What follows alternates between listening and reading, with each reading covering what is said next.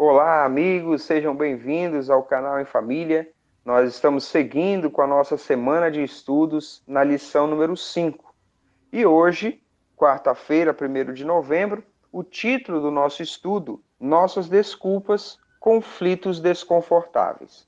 Nós convidamos a você a se engajar no projeto Em Família, curtir esse vídeo, compartilhar com os seus amigos, com seus familiares, ajudando assim a palavra de Deus, esse estudo, chegar a mais pessoas. Antes de seguir para o aprofundamento do tema, vamos orar juntos. Meu Deus, Pai amado, nós estamos aqui diante de Ti para estudarmos juntos a Tua palavra.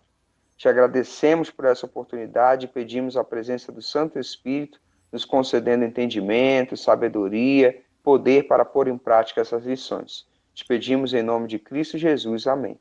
E assim, começando o estudo desse dia, nós estamos no capítulo 4 de Jonas, e aqui nós vemos a raiva de Jonas depois de cumprir a missão, a contragosto, a missão que Deus lhe havia feito, e a misericórdia do Senhor para com aquele povo que havia se arrependido. Jonas não ficou nada satisfeito. E a lição começa com a pergunta número 4. Leia Jonas, capítulo 4. O que havia de errado com Jonas? É a pergunta. Muito bem. Para entender realmente o que havia de errado com Jonas, é importante ler o capítulo 4. Aliás, o livro de Jonas, né? Essa semana é importante ler o livro de Jonas. Nós escolhemos aqui o versículo 1 para exemplificar um pouco o que Jonas sentia. Diz assim: Mas Jonas ficou muito aborrecido e com raiva, diz a palavra de Deus.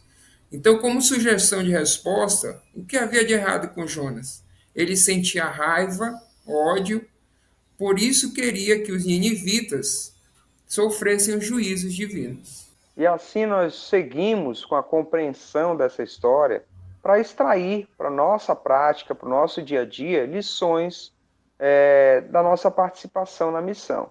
Como nós vimos, o primeiro parágrafo da lição traz a oração que Jonas fez e revela algumas coisas com relação aos sentimentos de Jonas. Nós vamos ver que ele se sentia humilhado pela sua profecia não ter se concretizado, né? Alguns sentimentos errados dentro dele davam uma má compreensão da missão. Diz também assim, ele ansiava pelo juízo divino sobre aquele povo odiado. E a lição começa a trazer esse aprendizado para nós, que nós podemos muitas vezes ser influenciados por esses preconceitos, por esses sentimentos ruins. E termos a ideia de que a salvação é limitada, só para quem eu gosto, para pessoas boas, para quem eu consigo me relacionar. Essa é uma lição importante que a gente precisa tirar dessa história. É importante, né, Júnior, nós entendermos que a nossa visão distorcida, nossos preconceitos, sentimento de ódio, seja eles quais forem, não invalida o projeto de Deus.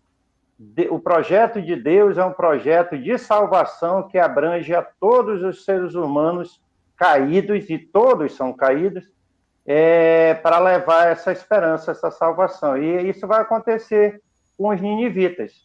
Deus vai levar a mensagem de esperança, boas novas da salvação, através de um profeta preconceituoso, irado, cheio de ódio, mas mesmo assim a mensagem chegou e houve salvação naquela região, naquela nação, naquela cidade. Esse é o Deus que nós servimos, que inclui a todos no seu plano de salvação. Nós estamos falando dos sentimentos que nutria ali Jonas, né, na missão. E não eram sentimentos tão bons assim, né? Ele tinha os seus preconceitos, as suas ideias erradas. E a lição ela vai dizer ainda que geralmente, normalmente, a nossa cosmovisão, ela não muda assim facilmente, só com palavras ou com sermões, né? Que é muito importante as nossas experiências. É isso que vai fazer com que nós talvez mudemos os nossos comportamentos, as nossas ideias erradas. né? A lição vai dizer que ele tinha ódio profundo daquele povo. Mas, diz assim, as cosmovisões não se formam sobre encomenda, nem mudam porque ouvimos algo novo ou diferente, mas são nossas experiências que fazem isso. E através daquela experiência que Jonas estava tendo ali com Deus e naquela missão, Deus poderia transformar isso na vida dele. Assim acontece conosco também. Né? Quando nós partimos para a missão, nós vamos cheios de defeitos, cheios de preconceitos formados, ideias erradas, inconveniências acontecem, mas Deus, no caminho, ele pode transformar isso e ele quer. Alexandre, o texto aqui, inclusive, do estudo, diz que Jonas queria que Nínive fosse a próxima Sodoma e Gomorra. Ele, com certeza, ele conhecia essa história e o desejo dele era que Deus derramasse fogo do céu, juízos eternos e consumisse aquele povo cruel. Infelizmente, não foi assim. E isso despertou, por incrível que pareça, uma raiva tremenda que Jonas vai pedir a própria morte. Ele se sentiu tão enfurecido, tão decepcionado por Deus não cumprir o juízo que havia dito. Na realidade, o juízo de Deus era condicional, né? Sempre é condicional o juízo de Deus. E ele sentiu que ele preferia morrer a ver aquela experiência de salvação em seus inimigos. E já quase concluindo o estudo desse dia, nós podemos ver a misericórdia de Deus para com aquele profeta cheio de problemas.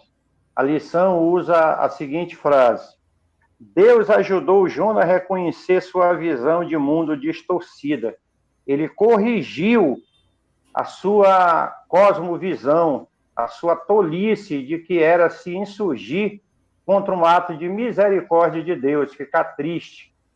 Ele ali, Jonas estava com um sol escaldante, Deus permitiu que nascesse uma planta ali e trouxe sombra, refrigério, ele ficou muito feliz.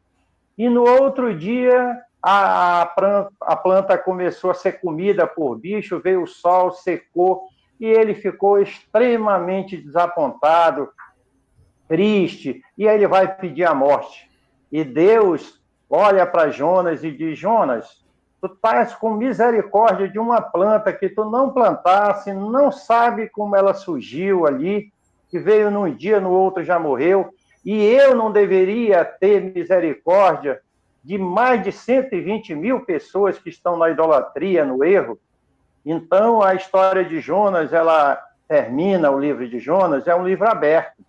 Quem tem que escrever essa última parte somos nós, é eu e você que temos que escrever essa história. Nós precisamos nos colocar nas mãos de Deus e nos assegurar de que Deus sabe o que é melhor para nós. Ele vai corrigir a nossa distorção, a nossa maneira de pensar, que muitas vezes é contrária aos seus ensinos e às suas verdades. Isso mostra para nós o Deus que nós temos, né? Um Deus poderoso, que nada é impossível para ele. Então, o desejo dele é nos moldar, é nos aperfeiçoar. Né? Então, talvez você olhe para alguma situação e não veja solução, ou participe de um conflito na sua família, né? Que você não vê solução, mas Deus, com voz suave, diz a lição, Deus com voz suave corrigiu Jonas, né? Aperfeiçoou o seu caráter. Então, ele pode fazer isso também por nós. Né? Nós não podemos limitar o Deus que nós temos pela nossa visão errada, né? Mas temos que ser transformados pelo que ele é realmente. Estudar a palavra de Deus é muito bom, né? Olha só, se você gostou desse vídeo, não esquece de curtir. Você também pode nos seguir nas redes sociais e se inscrever aqui no canal. Não esquece de ativar o sininho para receber as notificações. Nos vemos na próxima lição.